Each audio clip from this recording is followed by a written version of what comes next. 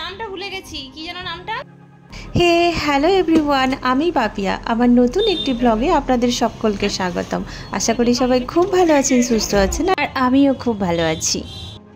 আজকের বারটা শুক্রবার, আর এখন বাজে ঘড়িতে সকাল 8:15 মতো। আজকে না ঘুম থেকে উঠতে অনেকটা দেরি করে ফেলেছি, কারণ শরীরটা না বেশ কয়েকদিন ধরে একটু খারাপ যাচ্ছে। তো সেই কারণে একটু চেক আপ করাতে যাওয়ার আছে ডক্টরের কাছে। ঘুম থেকে উঠতে তো আমার দেরি হয়ে গেছে, তো দেখলাম যে হাজব্যান্ড রান্না করে ফেলেছে ভাত, ডাল, মাছের ঝাল। তো আমি সেই কারণে সকালবেলা উঠে বাড়ির কাজগুলো করে স্নান করে নিয়েছি, যেহেতু বেরোবো আর একটু হেভি ব্রেকফাস্ট করে যাব। একটু দূরেই যাওয়ার আছে, তারকেশ্বর যাব। এবার ফিরতে হয়তো দেরি হতে পারে, ততক্ষণে খিদে না পেয়ে যায়, সেই জন্য একটু হেভি ব্রেকফাস্ট করব। তো আমি স্নান করে এখানে চলে এসেছি রান্নাঘরে ব্রেকফাস্ট বানাতে। আর ব্রেকফাস্টে বানাবো হচ্ছে মুগ ডালের চিল্লা। 1 ঘন্টা মতো আগে মুগ ডালটা আমি ভালো করে ধুয়ে আর ভিজিয়ে রেখেছিলাম। এখন এই ভেজানো মুগ ডালটা মিক্সারের একটা জারের মধ্যে নিলাম, আর ওরই মধ্যে অল্প একটুখানি আদা, 4-5 কোয়া রসুন, 3টে কাঁচা লঙ্কা, আর একটু হিং, একটু জিরে গুঁড়ো, নুন সব কিছু দিয়ে অল্প একটু জল দিয়ে একটা ব্যাটার বানিয়ে নিলাম। আর সেই ব্যাটারটার মধ্যে উপর থেকে পেঁয়াজ কুচি দিয়ে দিলাম। আর এবার এটা একটা ননস্টিকের চাটুর মধ্যে, আমার কাছে চাটু নেই, আপনাদের কাছে যদি চাটু থাকে অবশ্যই চাটুতে করবেন। তো আমি ননস্টিকের এই কড়াইটার মধ্যেই করব। আর এটা আমি ঘিয়ে ভাজবো, একদম খুব অল্প ঘি দেবো, মানে 1/2 চামচেরও হাফ। তো অল্প একটু ঘি দিয়ে আর এই ব্যাটারটা ছোটো হাতার 2 হাতা দিলাম। এবার এটা একদম ধিমি আঁচে করব, যেহেতু খুব কম ঘিয়েতে ভাজছি, তো সেই কারণে একটু টাইম লাগবে, একটু ধৈর্য নিয়ে ভাজতে হবে এটা। যারা ডায়েট করছেন তারা তাদের ডায়েট চার্টে এই খাবারটা অ্যাড করতেই পারেন। এটা কিন্তু একদম হাই প্রোটিন একটা খাবার, আর অনেকক্ষণ আপনাকে ফুল রাখবে। খাওয়ার পর অনেকক্ষণ খিদে পায় না, আর এটা খেতেও কিন্তু ভীষণ টেস্টফুল হয়। আমার তো খেতে ভীষণ ভালো লাগে। ইনফ্যাক্ট আমার হাজব্যান্ড, ছেলে ওরাও খায়। যখন করি একেবারে সবার জন্যই করে নিই। এটা যেহেতু একটা স্বাস্থ্যকর খাবার আর টেস্টিও হয় খেতে। আর এটার সাথে আমি যখনই খাই টক দই বা একটু আচার এগুলো নিয়ে ওগুলো দিয়ে খাওয়া হয়ে যায়। তো আজকে আমি এটার সাথে একটু দইও নেবো আর অল্প একটু আচারও নেব। আচারটা তো মার্কেট থেকে কেনা, আর এটাতে তেল মশলাও একটু ভালো পরিমাণেই দেওয়া থাকে। আর এইসব বাইরের খাবার আমি যতটা পারি অ্যাভয়েড করার চেষ্টা করি, কিন্তু মাঝে মধ্যে তো একটু আধটু খাওয়াই যায়। এগুলোর সাথে বেশ কিছুটা স্যালাড নিয়ে চলুন ব্রেকফাস্টটা করে নিই, তারপরে রেডি হব। কি কাট করবো? স্টেপ কাট। খাওয়ার পরে রেডি হতে গেলাম, কিন্তু একজন ফোন করলো, পার্লারে আসবে বললো। তো সেই কারণে ভাবলাম যে হাজব্যান্ডের সাথে বাইকেই তো যাব, তো টাইমও আছে, তাহলে যাই গিয়ে আগে এই কাজটা করে দিই। তো এখানে ওর হেয়ার কাট করার ছিল, হেয়ার কাটটা করে তারপর বাড়িতে গিয়ে রেডি হয়ে বেরোবো। আমরা দুজনে তো এখানে বেরিয়ে যাচ্ছি। এবার কী জানি কতক্ষণ টাইম লাগবে না লাগবে, যেহেতু ডাক্তারখানা চেক আপের জন্য যাচ্ছি। এবার আগে থেকে তো আর বলতে পারবো না কতটা টাইম লাগবে না লাগবে। তো ছেলেকে এখানে বলে গেলাম যে আমাদের যদি দেরি হয় তুই তাহলে খাওয়া দাওয়া করে নিস।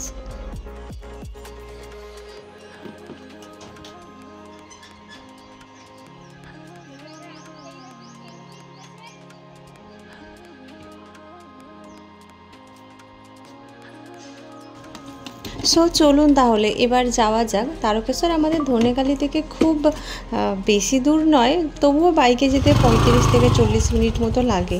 আর আমি যেখানে যাচ্ছি ওটা ডাক্তারের চেম্বার না, ওটা কিন্তু নার্সিংহোম। মানে আমি যে ডাক্তারবাবুকে দেখাবো উনি আমাদের ধনেখালিতে বসেন, তবে মঙ্গলবার দিনে। এবার মঙ্গলবার যেহেতু এখনও বেশ কিছুদিন দেরি আছে, তো আমি ভাবলাম আজকে যেহেতু তারকেশ্বরে নার্সিংহোমে উনি থাকছেনই, তো আজকেই দেখিয়ে আসি, কারণ আমার চেক আপটা একটু আর্জেন্টই করানোর ছিল। তো সেই কারণে যাচ্ছি, জানি না এখন কতটা টাইম লাগবে না লাগবে, যেহেতু নার্সিংহোম হয়তো ওনার ওটি থাকবে। এই যে তারকেশ্বর বিদাস নার্সিংহোম, এখানেই আজকে উনি থাকবেন। তো চলুন ভিতরে যাওয়া যাক, কি জানি কতক্ষণ ওয়েট করতে হবে।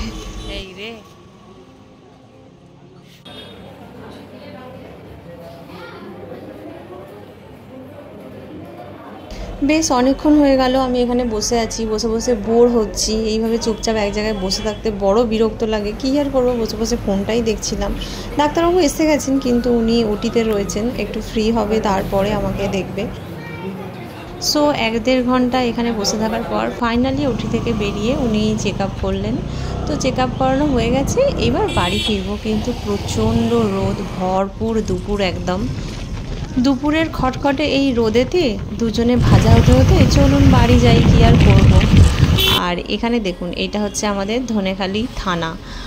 তো কাছাকাছি এসেই গেছি। আইসক্রিম নিয়ে যাব আগে এখান থেকে, মানে এত গরম হচ্ছে আর কষ্ট হচ্ছে, মনে হচ্ছে আইসক্রিমে পুরো দোকান খেয়ে ফেলি।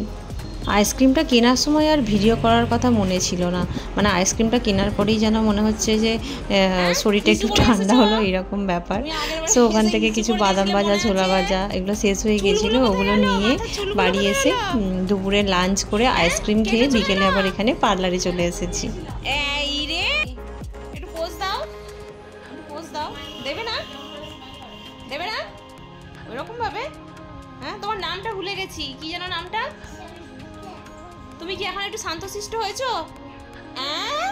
বাচ্চাটাকে দেখুন কত কিউট। এর আগের বারে যখন এসেছিল না, তখন আমার পার্লারে ও হিসু করে দিয়েছিল, তো ওকে আমি ওটাই বলছিলাম যে এবারে আর ওটা করবে না। তো যাই হোক, এখন বিকেল ওই 5টা সাড়ে 5টা মতো বাজে। তো পার্লারে চলে এসেছি। পার্লারে সব কাজবাজ মিটিয়ে বাড়িতে গিয়ে রাতেবেলার খাবার তৈরি করতে হবে। আমার জন্য আমি যেটা করব সেটা হচ্ছে আজকে একটু ওটস খাবো। মাঝে মধ্যেই রাতের দিকে ওটসটা আমি এভাবেও বানিয়ে খাই। তো ভাবলাম যে যেহেতু ডায়েট রেসিপি, তো ডায়েট রেসিপি তো অনেকের হেল্পফুল হবে, সেই কারণে ভাবলাম যে এটা আপনাদের সাথে শেয়ার করি। তো একটা প্যানের মধ্যে বেশ কিছুটা দুধ নিয়েছি, আর দুধটা ফুটে গেলে এতে হাফ কাপ মতো ওটস দেবো, আর ওটসটা দিয়ে 2 থেকে 3 মিনিট ফুটিয়ে নেব। ফুটিয়ে একটা পাত্রে ঢেলে নেব, আর তারপর ঠান্ডা হয়ে গেলে মিষ্টির জন্য এর মধ্যে হাফ চামচ মধু দেব, আর আম একটা কেটে রেখেছি, মানে টুকরো করে রেখেছি, সেই আমের টুকরোগুলো দেব, আর 2-3 পিস খেজুর একটু কুচো কুচো করে রেখেছি, সেই খেজুরগুলো দেবো। আর এমনিতেই ডাক্তারবাবু যখন চেক আপ করলেন আমার ব্লাড প্রেশার অনেকটা লো, তো আমাকে খাওয়া দাওয়া একটু ঠিকঠাকভাবে করতে বলেছেন। খেজুর খেলে তো অনেকটা হেল্প হয়, তো এর মধ্যে খেজুরটাও দেবো। তো এটা যেহেতু ডায়েটের রেসিপি, আশা করি অনেকের হেল্প হবে। আর আজকে তো একটা না, 2টো ডায়েটের রেসিপি আমি আপনাদের সাথে শেয়ার করলাম। সকালে ব্রেকফাস্টে যেটা বানিয়েছিলাম মুগ ডাল চিল্লা, ওটা আপনারা ব্রেকফাস্ট বা লাঞ্চেও খেতে পারেন। আর এখন যেটা আমি ওটসের রেসিপি বানালাম, এটাও আপনারা ডিনার বা লাঞ্চ বা ব্রেকফাস্ট যে কোনো টাইম নিতে পারবেন। তো চলুন, আজকের ব্লগটা আমি এখানেই শেষ করছি। আমার ব্লগ যদি আপনাদের ভালো লেগে থাকে তাহলে অবশ্যই লাইক, কমেন্ট, সাবস্ক্রাইব করবেন। আর ভিডিওটা যদি আমার ফেসবুক পেজে দেখে থাকেন তাহলে অবশ্যই আমার পেজটা ফলো করে আমার পাশে থাকবেন। দেখা হবে আবার অন্য কোনো একটা ব্লগে। ততক্ষণের জন্য টাটা, সবাই খুব ভালো থাকবেন, সুস্থ থাকবেন।